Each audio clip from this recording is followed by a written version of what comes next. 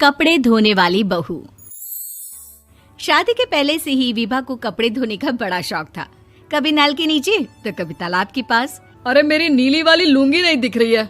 विभा की अम्मा, कहाँ रखी है लुंगी? अरे वो तो विभा ने परसों ही धोकर रखी थी आपकी अलमारी में, देखो वहीं होगी। वो ना मैंने आज धो दी, मुझे लगा कि गंदी हो गई होगी।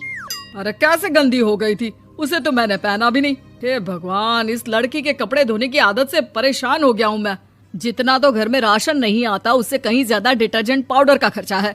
इसकी शादी करवा दो, शादी जाए अपने घर में ही करे काम, फिर चाहे घर के कपड़े धोने हो या पूरे गांव के। हाँ ठीक बोल रही हो, देखता हूँ मैं कोई लड़का। वो दिन भी आ जाता है जब विभा को देखने लड़के वाले आ जाते हैं। लड़की मुझे अच्छी लगी। होने वाली सास कहती है, बेटी अगर कुछ पूछना है तो पूछ लो। वैसे तो हमारी लड़की बहुत ही शर्मीली है, जो बोल दो वो मान लेती है, इसे क्या पूछना होगा। अरे कैसी बात कर रही हो माँ, मुझे इन लोगों के घर रहना है, सवाल तो कई है। हाँ हाँ बेटा, पूछ लो ना, क्या पूछना है। आप लोगों के घर कपड़े कौन धोता है? सास का मुंह बन जाता है। देखो, अगर तुम ये कहना चाहती हो कि तुम्हें कपड़े धोने नहीं आते तो सुन लो, कपड़े मैं ही धोती हूँ, लेकिन तुम्हारे आ जाने के बाद मैं रुमाल तक नहीं धोऊंगी। अरे चुप रहना भाग्यवान, बहू बेचारी घर आई नहीं, उसे डराना शुरू कर दिया। वो क्या है ना बिटिया, अभी तक तो ये कल्लू की माँ ही धोती थी, लेकिन अब तुम्हारे पापा तो दहेज में वॉशिंग मशीन देंगे ही। तभी विभा की माँ बोल पड़ती है, सवाल भी पूछा तो क्या। वैसे भाई साहब, मशीन की तो फिर भी कपड़े धोने की कैपेसिटी होती है। मतलब जो बिटिया दे रहे हैं ना विभा, इसे कपड़े धोने का बहुत शौक है। ये आप लोगों के क्या, आस पड़ोस गांव मोहल्ले सबके कपड़े धो दे और उफ तक ना करे। बाहर देखा नहीं आपने कितने कपड़े सूख रहे हैं? सब हमारी बिटिया ने ही तो धोए हैं। बस भी करो ना माँ, शर्म आ रही इतनी तारीफ सुनकर।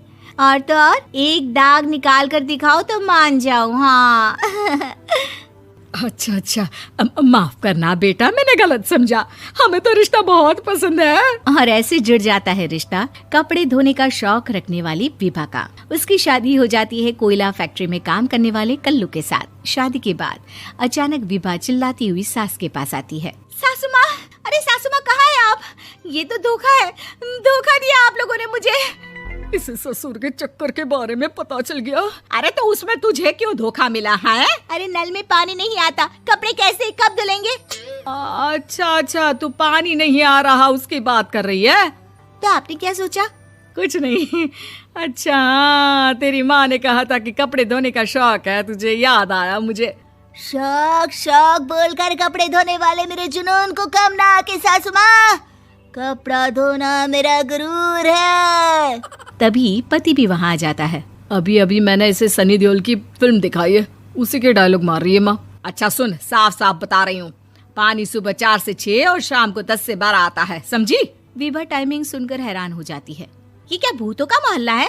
सुबह 4 बजे उठकर कौन कपड़े धोता है? 4 बजे टंकी में पानी जाता है, फिर सारा दिन धोना ना, किसने मना किया? अरे कैसी बात कर रही हैं? 200 लीटर की टंकी में कितने कपड़े धो लूंगी मैं? सुबह ही उठ जाऊंगी मैं। अब क्या था, विभा सुबह 4 से लेकर रात के 12 बजे तक कपड़े ही धोती रहती। एक रोज सास पड़ोस से निकलकर कहीं जा रही होती है कि साथ वाली कहती है, हाँ कल्लू की माँ, जरा ये बताओ कि 2 साड़ी है, 2 ब्लाउज और एक पेटीकोट और एक नाड़े वाला लंबा कच्छा।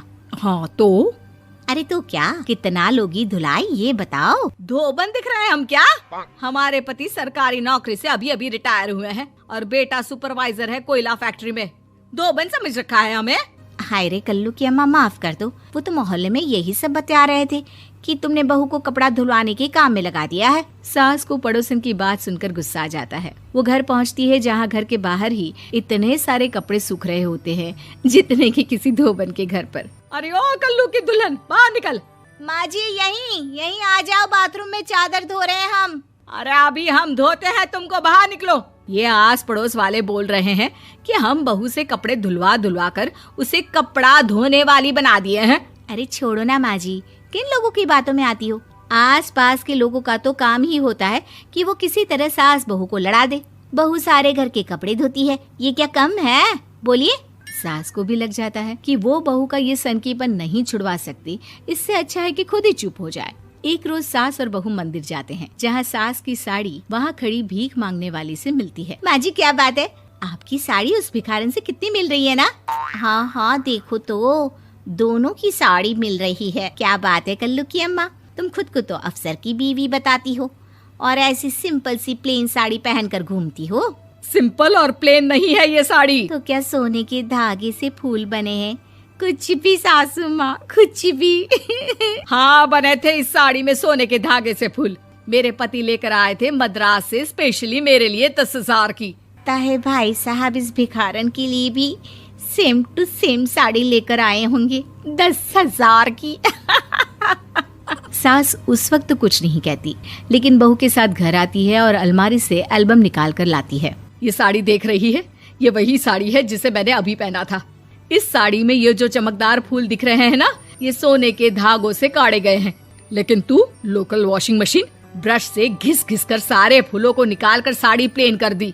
मुझे माफ कर दीजिए सासू माँ। और तो और, जब मैंने तुझे तेरी गलती के लिए कुछ नहीं कहा, लेकिन तूने तो सबके सामने मेरा मजाक ही बना दिया। क्यों? बहू को समझ में आ जाता है कि अब से उसका कपड़े धोना बंद।